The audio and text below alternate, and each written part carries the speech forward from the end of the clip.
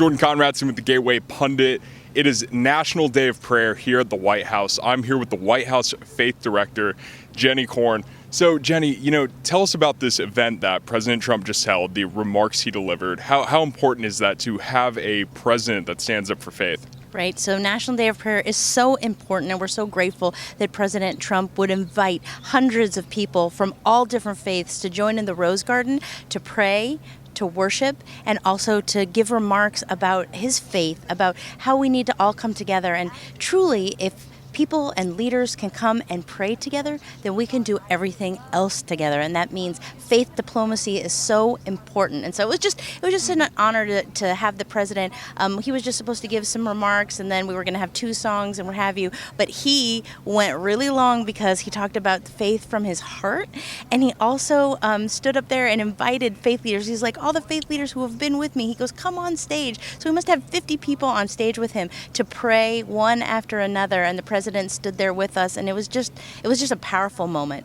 Wow, and that's really incredible, especially after the last administration who targeted innocent Christians and Catholics, pro-lifers, who also, on Easter Sunday, Good Friday, he declared that Easter Sunday would be Transgender Day of Visibility, and that America would recognize that holiday while we recognize Easter Sunday, but he was really prioritizing that. Tell us about that. Well, there's a stark difference between the Biden administration and the Trump administration. As you said, on Easter Sunday, he declared it Trans Visibility Day, which we know the president has a prerogative to release proclamations earlier or later. He didn't have to do it on Easter Sunday and basically offend every Christian, not only in America, but around the world. And so what we did is the president released a proclamation on Palm Sunday to announce all of Holy Week. He did a presidential video. We did a Easter dinner on that Wednesday where we had faith leaders in the White House, but what we did is have a live stream.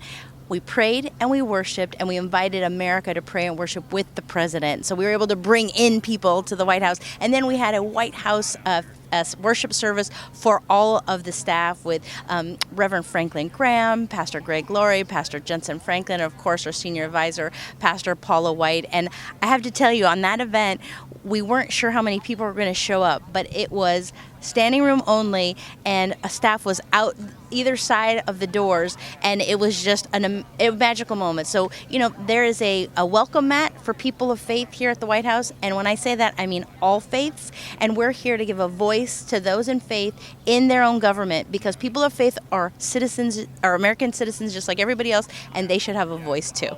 Yes, and that's really incredible. It's really a stark contrast between this administration and the last administration. Tell us a little bit more about the executive order that was signed today establishing a Religious Liberty Commission and why that's so important at this time. Right. So the first thing the president did was he, through executive order, created a historic White House faith office that's in the West Wing, has a direct access to the president, works directly with Domestic Policy Council to make sure that the policy is written and reflects people of faith. But part of that, we also created the different task forces to combat anti-Semitism, to eradicate anti-Christian bias and all other religious biases that are in the government. And then today, sort of cherry on top, we created a commission, President created a commission on religious liberty. And that means that they're going to define what religion is, define what freedom is, and make sure that in this country we never have the government infringing upon our rights.